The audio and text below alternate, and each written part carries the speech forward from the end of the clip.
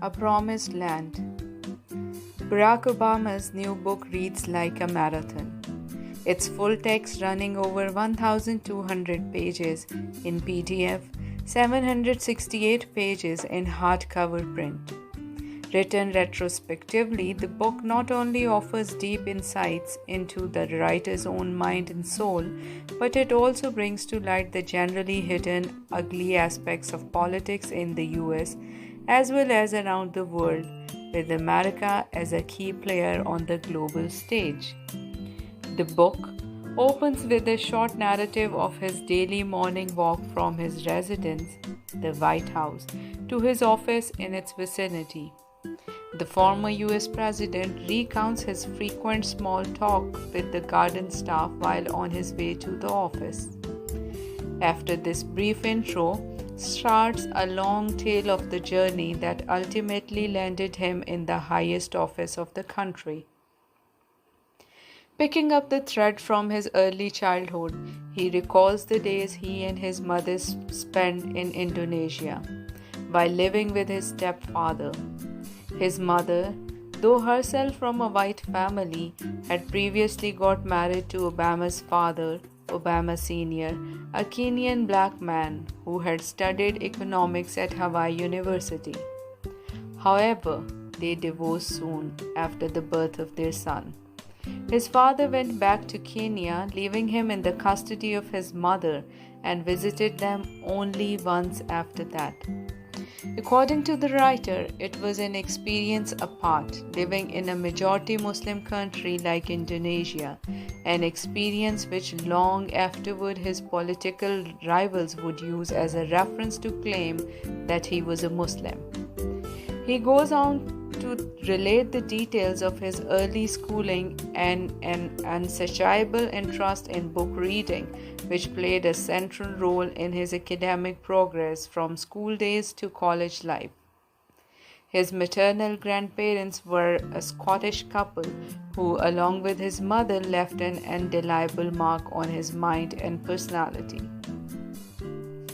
After the family shifted from Indonesia to Hawaii to permanently settle there, the young Obama began to perceive the prevalent glaring hard reality of racial divide in the society. At the same time, he also used to wonder about his own identity as a member of typical African American class, often asking himself whether he qualified for the racial label or not. Thus, living through ambiguity and uncertainty, he graduated from Columbia University in 1983. Up to then, he had hardly ever thought about politics, to say the least about joining it. Not knowing exactly as to which profession he wanted to pursue, he moved to Chicago to start his community organizing mission, an altruistic self-assignment which gave him a chance to regularly interact with the deprived and underprivileged people. Each one of them had got some story of misfortune to share with him. The more he listened to them, the surer he began to feel about his future plans to provide relief. It began to dawn on him that he could help such helpless people of his country only from a position of power. However, it was a pretty long, tortuous way to go, as well risky for a black American with no family background in politics. Moreover, the higher echelons of power politics like presidency and its sister executive apparatus had for centuries remained a perpetual monopoly of the white majority. A few years later, after the commencement of his community organizing work, he joined Harvard Law School in 1988, where, for the first time, his serious romance with the notion of politics started shifting gears. He became the first ever black president of the Harvard Law Review. This initial distinction would pave the way for the rest of his career, which shortly brought his future life partner, Michelle, on board as they got married in 1992. Continuing his story of political gains, the writer gives an account of his first ever election campaign for a legislative body that ultimately earned him a seat on the Illinois Senate in 1997, where he remained till 2004. But during all this while, he mostly found himself ineffective, utterly unable to help those whose misery had inspired him to go into politics, because the actual power center and real decision making still lay beyond his reach. At the same time, his wife also began to behave crossly with him for remaining away from home for several days due to the long sessions of the Senate. In 2004, first a victory in the March primary of the US Senate, and later his electrifying speech at the Democratic National Convention proved a turning point in his political career, as he drew the national attention so much so that within the next 4 years, which is by 2008, he had become the hot favorite Democratic candidate for the presidential election. Cobbling up an excellent campaign team, he spelled out his vision of hope and change, which immediately grabbed the attention of the American public and saw him through to the White House. During the campaign, he also came to witness firsthand the racial polarization and hatred at its worst. His white opponents and their supporters wielded all the slur at their disposal to malign him. However, his own support base kept expanding not only among the African American, Latinos, and Asian Americans, but also with the moderate whites. As he himself admits, populist politics carries a very heavy baggage of steadily soaring aspirations, expectations, and demands of your electorate. With every passing day of his first term as the president, his concern for those who had brought him into power kept haunting him. He desperately wanted to serve them, but in many cases, he had to turn to the national legislature and solicit hard to come by support of the Republican hawks for the passage, even of the laws related to public welfare.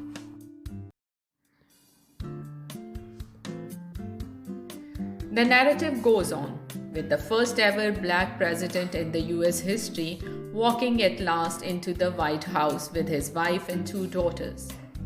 The first executive order that he signed as president was Lilly Ledbetter's Fair Pay Act 2009.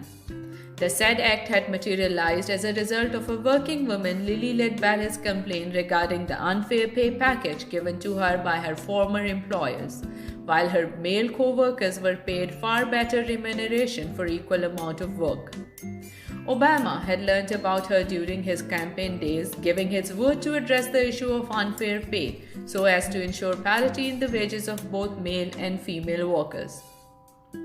While going to sign the subject act with her name attached to it, he had invited her to attend this special occasion, and she stood there beside him as he signed and handed the document to her.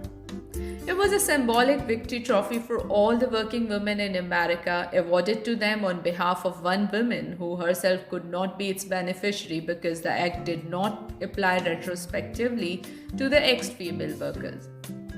Deep down the road of the presidency, the worst crisis glaring the country right in its face was not only daunting per se, but it threatened to make life for millions of common people an unending tale of woes.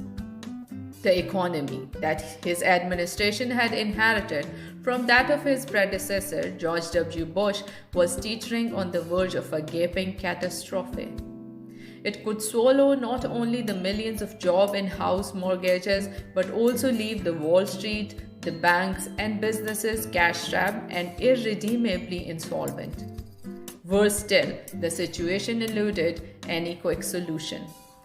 The events at home and abroad, as well as his encounters with different world leaders, kept adding to Obama's insight on the way the American presidency and international politics play out.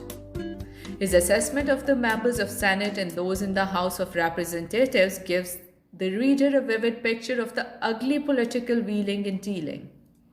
Every time he wanted to introduce a new law into both these houses, he would have to swallow the bitter pill of either resorting to poor barreling or making some exorbitant concession to those without whose vote the proposed law could never see the light of the day.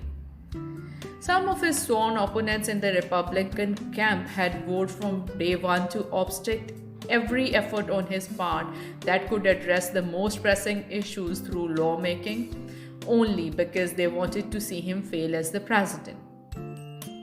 Away from these domestic political gambles and squabbles, he came across some pretty interesting and eccentric heads of government from Europe, the Middle East, and South Asia. While admiring the urbanity and political wisdom of German Chancellor Angela Merkel, he doesn't miss to mention the almost amusing manner of the then French President Sarkozy. Similarly, his description of the Saudi king's attempt to give him and his entourage the high-priced gifts, an account of the then Russian Prime Minister Vladimir Putin's friendly overtures tinged with a tone of grandstanding bring a wry smile to the reader's face.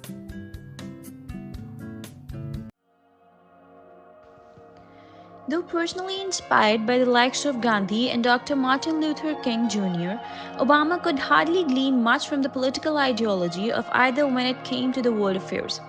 His bid to woo the Chinese and Indian leadership on the burning issue of climate change proved nothing but a wild goose chase. Similarly, the recalcitrant attitude of the Israeli Prime Minister Netanyahu and Palestinian President Mahmoud Abbas over the attempted two-state solution of their long-standing dispute left him disillusioned. He states with regret how both of these leaders dished him at the last minute when he, with the help of former Egyptian President Hosni Mubarak, tried to mediate between them. Then came the political upheaval in Egypt itself, which ultimately forced him to part ways with the decades-old US ally Hosni Mubarak and support the political uprising against him. He pleaded with Mubarak to show restraint in his dealings with the protesting crowds and meet their demands. But the latter refused to comply, saying that he knew how to tackle such a crisis. Meanwhile, Mubarak's military was constantly mounting pressure on the opposition to give up their protest, though without any success. Hence, the threat of a gory crackdown against the protesters loomed large. Left with no other option, Obama conveyed a stern message to Mubarak's generals, warning them of the consequences. Through his military establishment, he informed them about the termination of all US military aid amounting to billions of dollars in case of any adventure against their own people. This plan worked, and Mubarak found himself betrayed by his very power base, the military which had kept him so long in the office. So he had to surrender to the will of the people and quit at once. The book concludes with a detailed account of the Operation Neptune Spear that resulted in the killing of Osama bin Laden. After giving a short preamble to his keen desire to locate and hunt down the world's most wanted man, Obama recalls the day when he first got a confidential briefing on the lead to the whereabouts of bin Laden. According to him, it was a day before the 9th anniversary of 9/11, when two top CIA officials, Leon Panetta and Mike Morrell, called on him and sought his audience. At that meeting, they shared with him the very preliminary information on the subject. They related to him how they had traced a man named Abu Ahmed al-Kuwaiti through his mobile phone and started monitoring his habits. In their opinion, this man was working as bin Laden's courier. Similarly, they claimed that through their surveillance system, they had detected a very large compound located on the outskirts of the Pakistani city Abbottabad. However, it was still a mystery for them as to who actually occupied that compound, though the structure and the shape of the building testified to the presence of someone very important in it. Having apprised him thus far, both the officials left that day with the promise to come back and furnish further updates. Living up to their word, the officials came back a few days later. This time they were accompanied by an analyst who had long remained engaged on the hunt for bin Laden. This analyst explained to him the nature of their findings and suspicions about the people living in that compound. Their sources had disclosed to them that Abu Ahmed al-Kuwaiti had actually purchased that property under an assumed name. The compound was enclosed by 10 to 18 feet high walls with additional walls in sight. A tall man with whom they had to come to call with the code name, the Pacer, was found frequently walking in the garden of the compound. The height and appearance of the man and estimated age of the children living there with him reinforced the doubts that it must be the Bin Laden family. Moreover, the residents had no contact with anyone through any landline or net connection, and even burnt the household trash inside the building. With this information in hand, they decided to probe it further and make sure that they were going to pick the right target. As a final word, let it be said that taken objectively, the book should have been subtitled Why Political Leaders Fail to Accomplish What They Pledge to Do. If you read this book dispassionately, you will find an ambivalent streak running all through its fabric. Ironically, the writer goes on admitting to have repeated many of the same mistakes for which he first criticized some of his predecessors in the office. For example, the decision of his administration to intervene in the affairs of the other countries like Egypt and Libya makes little sense no matter whatever the logic. Even on the home front, when dealing with the national economic debacle, he had to resort to the old rules of political bargaining and elitist policies, though he had been quite vocal in his condemnation of all such tricks of the trade. As the proverb goes, the road to hell is paved with good intentions. He might have meant quite well in his desire to set the things right, but found the odds predominantly against him. In its writing technique, coupled with rich variety of the language, it is nothing short of a masterpiece in its own